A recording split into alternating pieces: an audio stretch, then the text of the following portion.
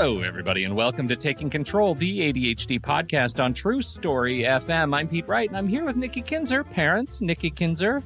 Hello. Hello, Parent Pete. Parent Pete.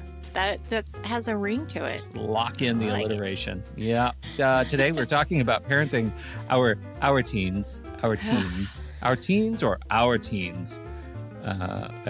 ADHD. And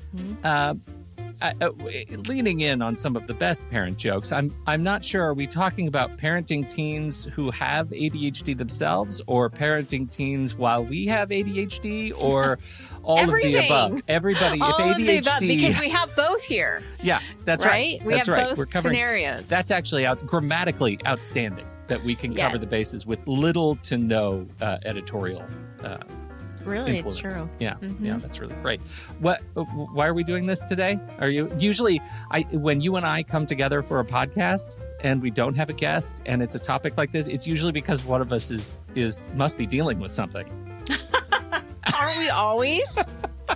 With teenagers, you're dealing with something every day. Come on, let's be honest. Yeah, that's the truth. That's the truth. Yes. Well, it is as we record this, at least for me, it is the challenging season of closing out the dorm. And so dealing with my older teen, who also next week won't be a teen anymore, which blows my mind. That's crazy. We're all dealing with the navigating complex schedules and understanding behaviors and all of those things that don't ever seem to go completely away. Have you noticed that?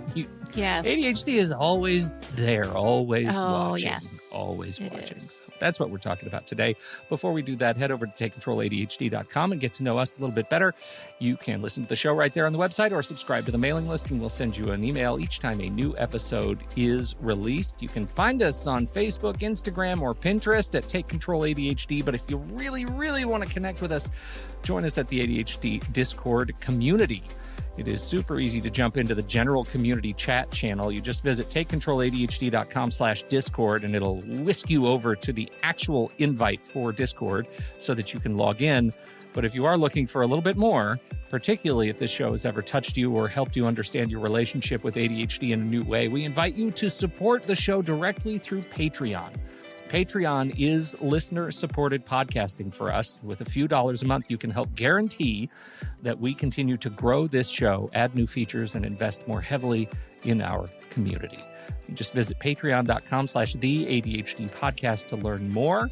Thank you to new members. As we record this, it is June 1st, and we're heading into our summer season. Is it officially summer?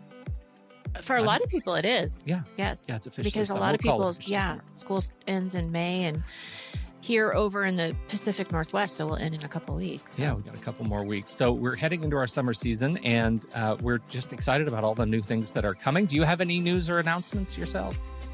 Not yet. Not yet. Okay, But so it's they're coming. If you were a patron, you would have just recently received episode 4 of our patron-only podcast Placeholder, in which I talked to one of our fantastic community members about his use of technology and his tech stack in academics. And it's a fantastic conversation with a truly awesome guy. And so I'm just having a ball with that podcast, and I'm gratified that people at least seem to be listening to it and appreciating some of the insights that we're all sharing on that show. And I would love to introduce it to more future patrons. So head over to patreon.com/theADHD podcast to learn more.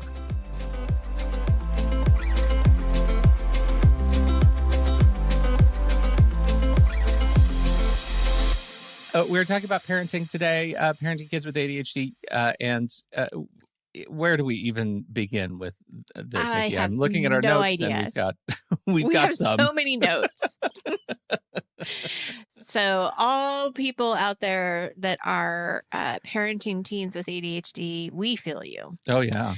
It's hard. I brought this topic up because it's something that you and I both are a part of. I have a teenage daughter who has ADHD. You have 2 kids who have ADHD.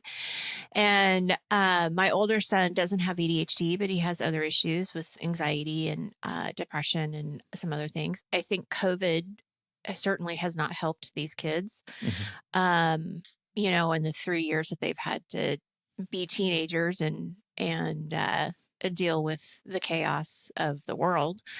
So I just think there's a lot that we can talk about. And, this is not a conversation where really Pete and I are not expert parenting people. We're just two parents in the world trying to survive. So I thought we, have a focus a little bit on parenting in this kind of themed, or what Yeah. do I want to call it? The kind of Series. the series. Thank you. That's the word I was forgetting. And I thought, it might be interesting to hear what Pete has to say and talk a little bit about my experience as well. Because Lord knows my kids aren't interested in what I have to say. So I need an outlet. Yeah, mine aren't either. So there you go. That's the moral.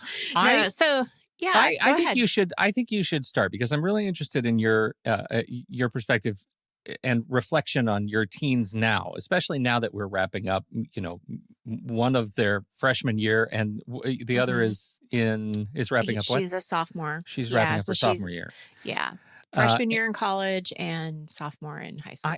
It's been a while since we've talked about our kids from the perspective of parenting, and I'm curious what reflections you have on your experience over the last year as they continue to weirdly continue to grow and mature. Right, it's like a roller coaster. There's moments where I am so proud and I love them so much, and that doesn't ever change. But I see them as becoming adults, so we're having different kinds of conversations than we did before, especially with my son because he's not living with us all the time. So there's moments where I'm like, yeah, I did this right. Like my husband and I, we did okay. These kids are amazing. And then there's times where I'm just really frustrated because I forget that, they are young adults and they don't know a lot. And what we kind of assume that they should know, they don't necessarily know. And so that gets to be frustrating. And, there's been a little bit of a difference. I mean, every kid is always different, right? I mean, that's, I think, true for most families. You never see two siblings that are the same. But with my son, he doesn't talk a lot. And so when he does want to talk, we listen. Like we sit, we drop everything and listen because he just doesn't open up that much. My daughter talks a lot. And so she will kind of give us insights of what's going on in her life and what she's dealing with. And I got to tell you, when we're talking about sort of like strategies and tips when it comes to parenting, one of the things that has helped us the most, especially with her, is when she wants to talk, we listen and we ask questions, but we avoid telling her what to do at all costs. Because if we try to fix it, she absolutely hates that. She hates it and she'll get defensive and she'll shut down almost immediately. Interesting. And so you think that is, that's just an indicator of where she is emotionally right now, chronologically, hormonally, all of the onlys? I'm going to guess it is, right? Because you're in this like middle ground of I'm a teenager. She's 16, almost 17, and she's going to be a junior next year. So she's a little bit older than most of the kids in her class. And so here she is, still depending on mom and dad, still lives with us, still goes to high school, but yet she has also a lot of freedom and trying to kind of learn who she is because she works, she has her own car.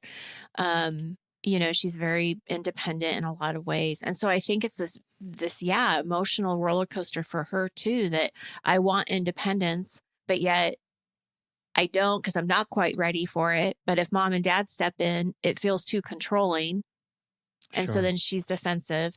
And then, you also have to look at when I explained to her what RSD was, she just was like, oh my gosh, yes, I feel that way all the time. Yeah. So I also have to take into account that, she feels things really heavily. So if she thinks we're trying to fix something because she's not doing it, or if she feels like she's being criticized at all, then she really shuts down and gets mad at us. Hmm. And it is so hard not to take it personally. Yeah, I Um, believe it. because I can see what's happening, but I can't necessarily explain it to her.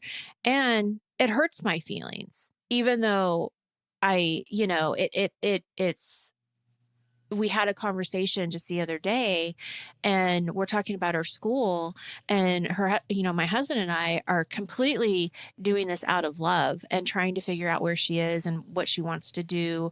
Cause she is doing online school now, and does she continue doing that or not? And the whole conversation just ended up being really quite sad because she kind of felt like we were ganging up on her, and that she felt like we weren't thinking she was doing the best that she can. And I'm sorry, I'm not good enough. I mean, there were all these like back and forths where when we take a step back as parents, that's not where we were standing at all. We just wanted to gather information from her and try to figure out where she's at.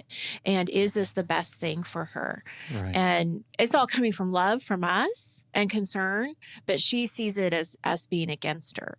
Yeah. Yeah. Well, and some of that is like, if I think back to my to my own sort of teenage years, and Mm-hmm. like it's pretty easy to remember the times when I believed my parents were disappointed or judging or ready to punish me, or for some it's just easy to put myself in that headspace. Like I remember it really clearly.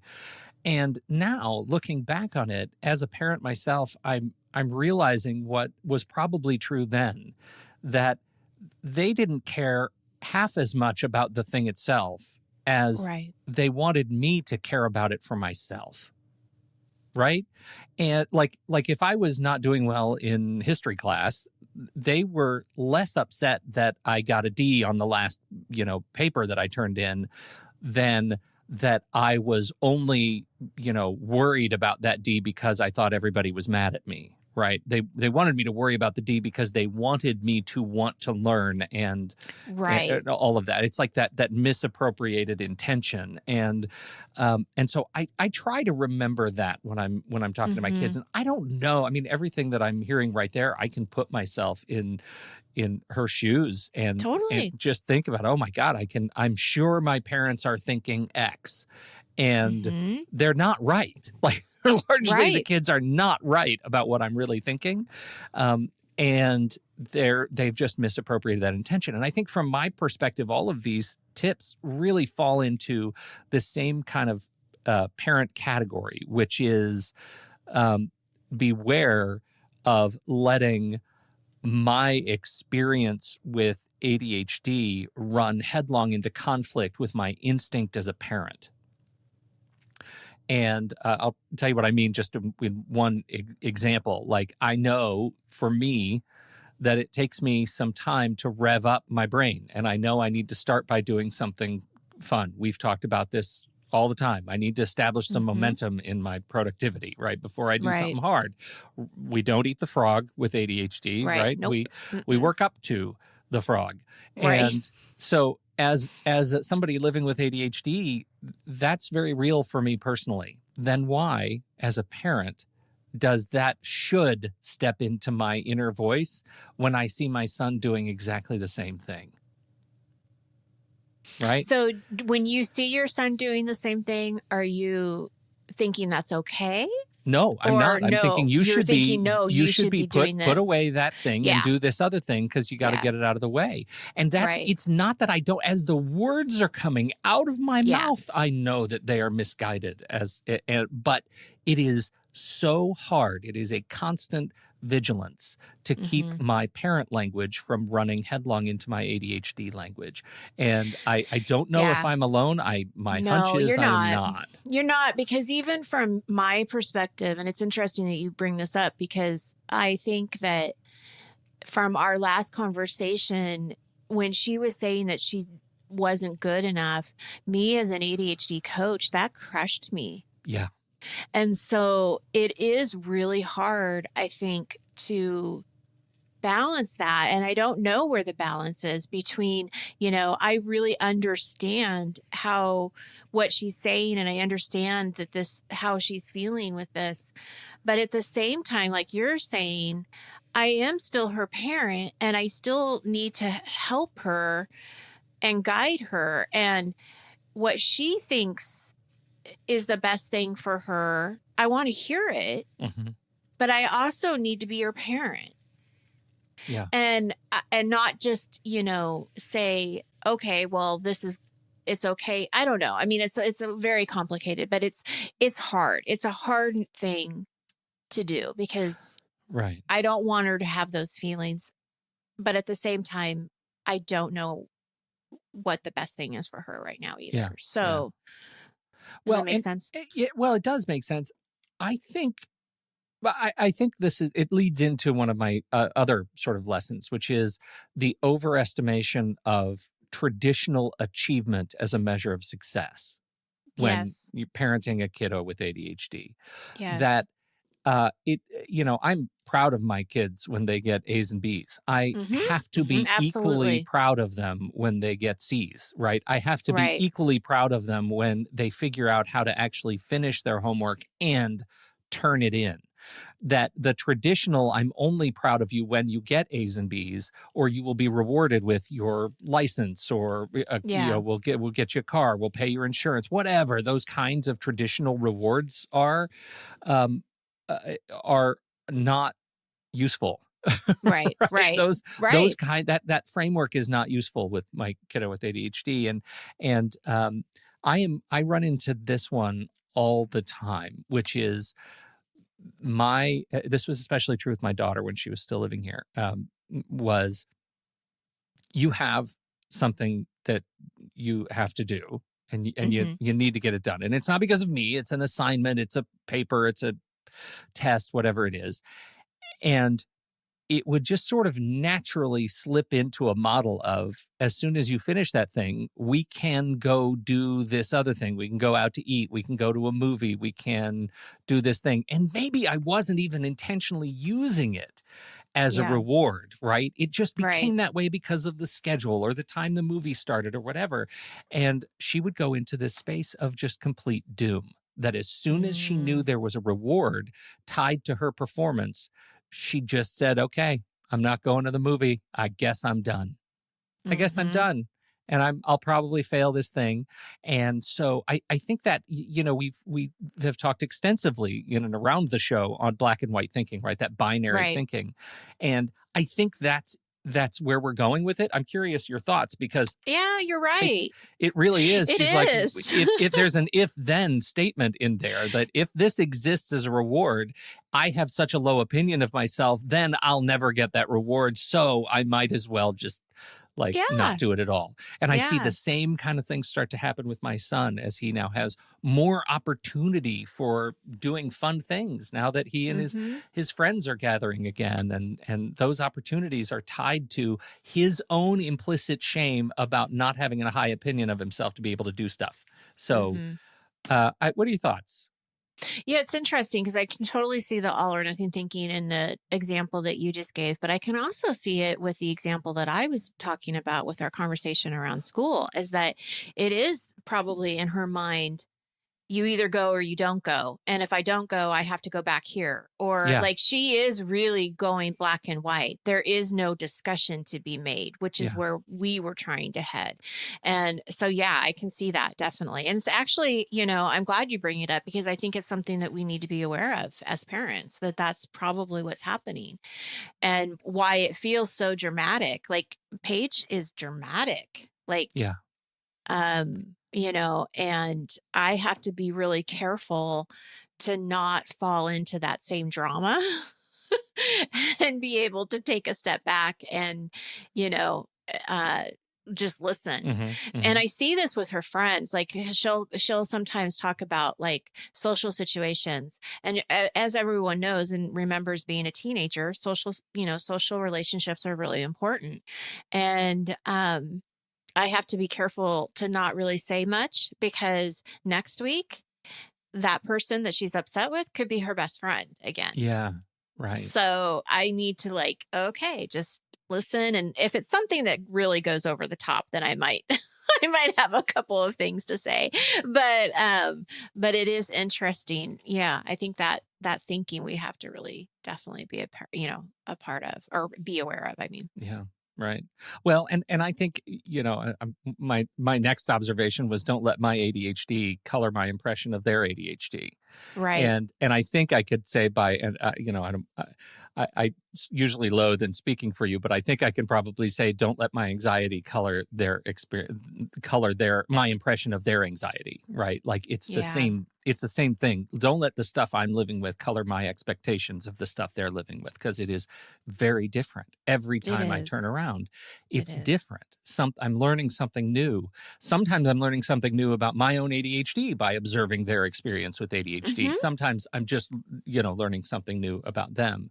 Right. And so I think, when I started freelancing, I was given this guideline on estimating time, which was, and in this case, it's about billable time, which is take how much time you think it'll take you to do a thing, a long project or something, then double it, and then double it again. And that's what you should Right. submit as your estimate, right? Because Totally. you Yes. just never know. And I think that holds for my expectations of their ability to do a thing living with their own experience of ADHD. Take the time I need to get ready to do that thing, or to change contexts between events, or get ready for school or whatever, and then double it from my expectation of them, right? Hmm. So Hmm. that I give them a cushion in my mental model of their experience with life. Hmm. And that Hmm. and that really, I mean, you could redefine that as just grace. Give them grace. Give them the Right. same grace that I want my inner head voice, anxiety ridden, imposter syndrome head voice to give me, and Hmm. start there. And that Hmm. sometimes gives me a break against the that ADHD experience versus parenting should Right. talk. Right. Well, and I know like the should talk, like even keeping in mind like when her room is messy, which is quite often. Hmm. You can't just say, "Oh, you need to go clean your room," Right. because that is overwhelming. And so it's something to remember. Like, okay, give her very clear instructions on, sort of teaching her how to do it so that when she is on her own, I mean, we're teaching them how to be adults, right? So, you're hoping that she'll get the skills that, okay, well, take out the trash first, take down the dirty dishes, sort the laundry. Okay. Like giving her the skills of where to start Hmm. in the room and kind of going through that with her, while she's still home, I think is really beneficial. And, one of the things she does, because she's vegan, is she does her own grocery shopping. And I noticed when I cleaned out the refrigerator the other day, she has like 4 bottles of vegan ranch dressing. Oh, yeah. Well, she And likes to pound those when you're not looking. yeah, You should none of them see are her open yet. down a bottle of vegan ranch dressing. Yeah. Yeah. But it was kind of that teachable moment of, hey, this is what I noticed. And before you go grocery shopping, it's a good idea to do kind of a quick inventory of what you Yeah. already have Yeah. and write down kind of what you need. And you try to make it a teachable moment, like this Hmm. is something you need to learn because it's not something that comes naturally. I mean, you don't remember if you have ranch dressing Right. and you really want it, so you're going to buy it, and now you have 4 of them. So you know I had um this funny experience just this weekend as an aside, where my wife, Kira, she has just moved her desk around, and she has a lot of stuff just kind of on the floor in piles. And she's like, I need to put it on some shelves or some sort of bins or something like that. And she said, I went to, I was at Target getting something else, and I saw these bins, and I thought, I'm going to go buy a bunch of bins. And she said, then my head voice kicked in, and it was like, wait a minute. Nikki told you to always do an inventory before you go to Storables and buy the bins. that's true. And that was from our early organizing podcast days. Yes. And Yes. this is the same thing, right? Always do the inventory before you go shopping for the stuff. And I looked at her and I was like, I can't believe that lesson is still with you in Nikki's voice. That was 12 years ago. Like, you're, at least I have a better sense of where your specific damage is right now because Yes, she no has not kidding. really internalized that lesson. I thought that was really funny.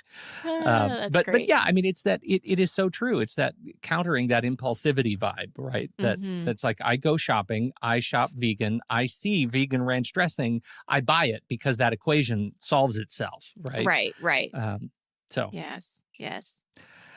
okay, how are you at tackling big transitions like with your kids? And I'm asking that just because I know you also just went through it with your Mhm. son who is wrapping up his freshman year, right?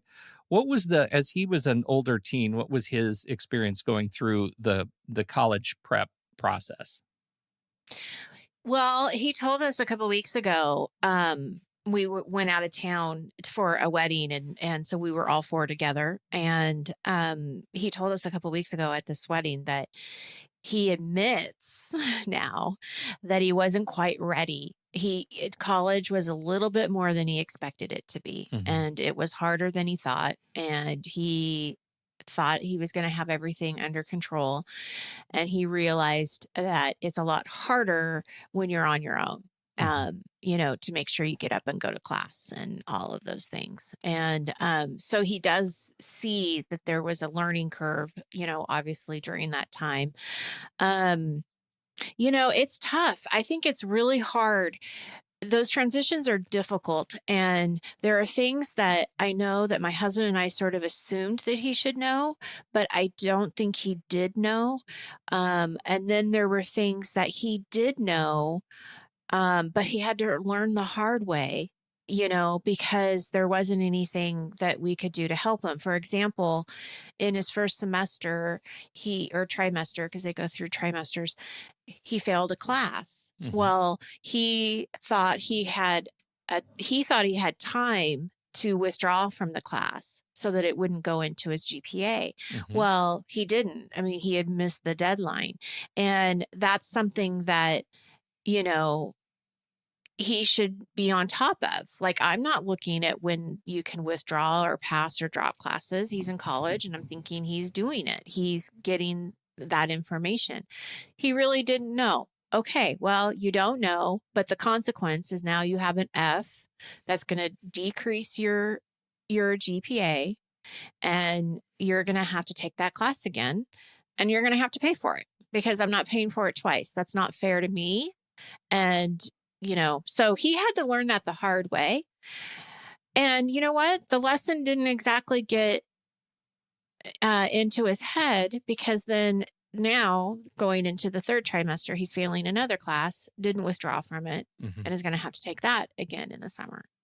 There are hard lessons here, people. Hard lessons. Like, this is Yeah. not an easy thing. And, Well, trying to navigate all of that, it's tough. really tough. And I asked that knowing that your son doesn't have a ADHD diagnosis and that was, the process looks different than it will likely look for your daughter. Has that influenced the way you talk about or think about going into the college search for your daughter?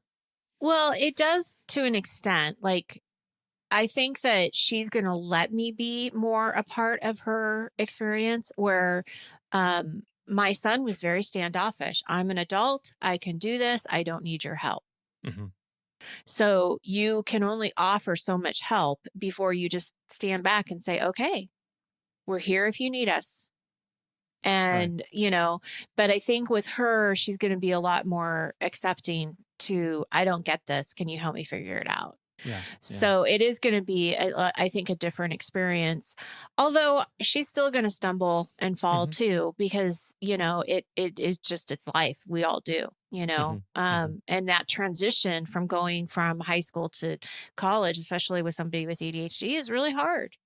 Yeah. But I've also told her that I'm not going to make her, take 16 credits. She only needs to take 12. Like, and I said the same thing to my son too. Like, I would rather you have less classes and do well and feel Hmm. comfortable with your load than to try to make up these classes at the end. Like, you can go to summer school. We can, go into a fifth year if we need to. Like, I'm not pressuring them to get it done in 4 years. And we offered a gap year too. Like we've told both kids, if you're not ready to go to school, and I said this tons of times, so many times with my son, especially after COVID, because he didn't have a senior year. Right. Everything was online. And so I'm like, if you want to take a gap year and just kind of wait and see like how things play out with COVID, and if you go back to school in person or whatever. No, he wanted to go back. So that was the decision he made. So it's just hard because it's like you want them to make these decisions and you want them to fly. And it's really difficult to sit back and, when do you step in and when don't you?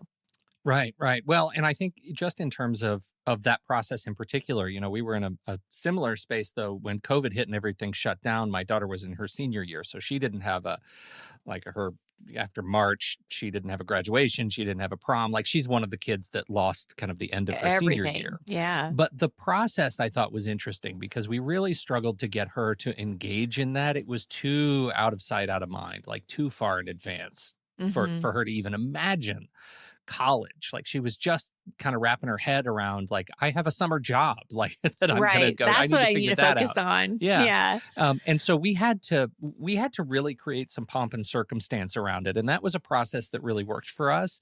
That there was a hard thing. We created meetings where the three of us, my wife and my daughter and I, sat down, and we each had an official agenda. My wife was the agenda keeper because, it's who she is. Yeah, it's what she does. My daughter would take attendance, and we would all say, "I here, present," and we would have checklists and things. And I was usually responsible for bringing snacks because my daughter thought that my wife would bring healthy snacks, and I would always bring ice cream. And so, like, we each had a role, but that role softened the blow into the hard things, which was, let's look at our schedule and figure out when we're going to be able to hit the road and tour some colleges. Let's look at the application deadlines and figure out when we need to sit down and actually break down the essay writing process and the Common App and do all of the things and break them down into very small pieces, right? They're atomic components so that we can get them done. But we had to create the show of the board meeting in order to soften the blow of the actual work that needed to get done. And I think for both my daughter and me, who were struggling with that transition from different sides, that was really useful. So being able to create a mechanism of theatrics that actually demonstrated how we were going to do this hard thing, how we were going to eat this particular elephant, was incredibly helpful for us. And it took a long time to get there, but you can be sure that we are prepping the binder for my son, who is going into his junior year, and figure that out. Well, it's helpful to kind of know that you're doing it. Like once you get the first one done, it feels a little less scary for the second one because now we know the process. Where with the first one, everything's changed so much since we've been in school that it was all very new and foreign and lots of due dates and lots of things to keep track of. And so I feel a little just more prepared myself going in, than before. Let's take a step back because this is just our experience with with big transitions. That's really big. You put your coach hat on a little bit, and you take a step back to the earlier teenage years, and I guess your coach parent hat. How did you know it was time, or what did you watch out for? What did you find in your daughter that recognized it was time for an assessment, that your kiddo would benefit from an assessment for ADHD? ADHD. Yeah. Well, she actually, it was right at the beginning of 8th grade. And if you think about it, that is right at the time, 8th grade here in Oregon anyway, 8th grade is still middle school. And then you're going into high school, right? So in 8th grade, they're prepping you to go into high school. So the academic responsibility as an 8th grader is a little bit more difficult, right? Because they're trying to prep you and get you ready. So it's not so easy. And you have all the social things that are happening at that time too. But she was the one that actually came downstairs one day and said, I took an ADHD test and I think I have ADHD. Okay. She led the way. Yeah. So she How led I the way. wonder how normal that is. Do you ever get a sense for how often it is that the kiddo is coming to you and saying, I think I've got something going on? I don't think it's very common. Yeah, I think it's probably because, she has been around ADHD so much with me in my business and has heard me talk about it and has listened to the podcast before. And sure. I think she just, um, I don't know what it was inside of her that realized that something wasn't quite right. I can tell you what happened that made her take that test. And that was when she was studying with a friend and they were doing a homework assignment. And the assignment only took her friend 20 minutes to do. And she was still working on it. And she's like, it would have taken me at least 2 hours to do. Hmm. And so that was sort of the first thing that she noticed that something wasn't quite right. Now, I, with this information, and you start digging, and I ask her, like, well, how do you organize your papers at school? Like, what does your binder look like? And I see this binder with just a bunch of, papers shoved into it. There's Sure. no she's not using the dividers that we bought at the beginning of the year. There is no, like, this is homework. Everything is just shoved in there. And I'm like, okay, red Yeah. flag. I got an idea. I got some ideas. Yeah. So it all sort of came together. I don't think it's very common, but I do think that if you're a parent, if you have ADHD yourself, it's not going to be a big surprise if one of your kids have it. So Right. it is something to be aware of. Like if you start noticing red flags and you start seeing these things and they're just a little too familiar, Sure. then there might be something more to it Yeah. than Well, and I think that. this is one of the angles I was kind of going at here that that just sort of hits me, that you and I both might be predisposed to either hyperdiagnose or underdiagnose in our own heads the relationship with our kids and ADHD. That me, because there is such a huge part of me that no matter what is constantly saying, God, please, I hope they don't have to deal with their brains the way I have to deal with my brain. I hope everything is easier for them than it was for me. And you, because you live in this world where you're coaching and working with people every day who are living with ADHD, that maybe we might be incented to either not see those traits or only see those traits in our own Mm-hmm. kids. And I've always worried about that on my end, that I would be either, too ignorant of their experience or too focused on it. And both of those are dangerous, right? The too focused on it Mm-hmm. can really damage my relationship with my kids, right? It's just like all I see is the hard stuff. If I go into that place, all I see is late assignments, is homework that's not turned in, is late for school, is late getting out of bed, is like all of the things that I know I struggle with. They're all just so easy for me to project onto my kids. And then underdiagnosing, I miss the fact that they are late for school, late to turn assignments in, late getting out of bed, all of those things. And then I'm not in a place to help. Mm-hmm. So that's a constant struggle.